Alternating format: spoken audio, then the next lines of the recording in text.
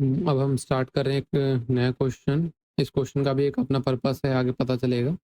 The sum of age of mother and daughter is 50 years. तो हम सबसे पहले अज्यूम कर लेते हैं मदर की एज है x और डॉटर की एज है y। ये क्या है? प्रेजेंट एज है। ठीक है, हमें पहले स्टेटमेंट में क्या गिवन है कि x प्लस वाई 50 है। ये हमारा पहला क्वेश्चन हो गया। उसके बाद क्या बोला है? After 10 year mother age will be twice the age of daughter, find their present as.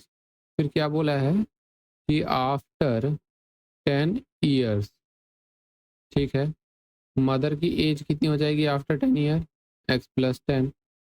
Daughter की एज कितनी हो जाएगी? y plus 10। अब इन्होंने क्या बोला है कि 10 ईयर के बाद मदर की एज 2 टाइम्स डॉटर के एज के इक्वल हो जाएगी।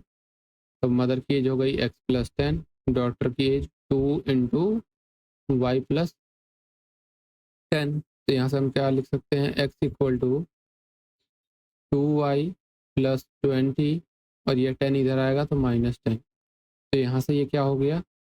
x equal to 2y plus 10, ये इक्वेशन 2। अब इन दोनों का यूज़ करके हमें एक्स वाई की वैल्यू निकालनी है। So simple.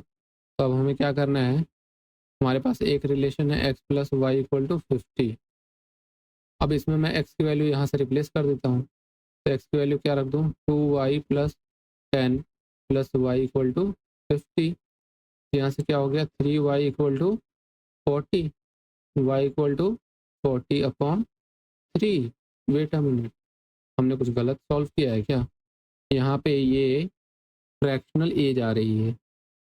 ये क्वेश्चन इसलिए लिया है कि आप डाउट ना करें।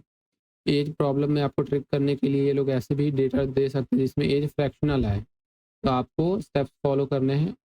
कैलकुलेशन सही है, फ्रैक्शनल एज भी आ सकता है, कोई प्रॉब्लम नहीं है उसमें। ठीक है, तो ये हो गई डॉटर की एज। हमें मदर की एज निकालनी है अब। तो हमें पता है कि x plus y equal to 50 था। x निकालना है, y की वैल्यू है 40 अपॉन 3 इक्वल टू 50। तो यहाँ से क्या हो जाएगा?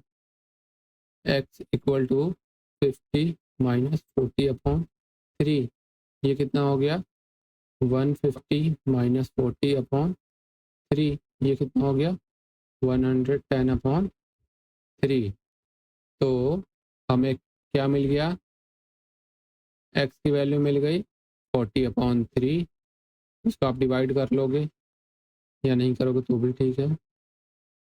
ये क्वेश्चन करने का बस ये मोटिव था कि आपको ये भी पता चले कि एज प्रॉब्लम में आपको ऐसा भी डेटा दे सकते हैं जिसमें एज फ्रैक्शनल है, तो नॉर्मल है। Thank you.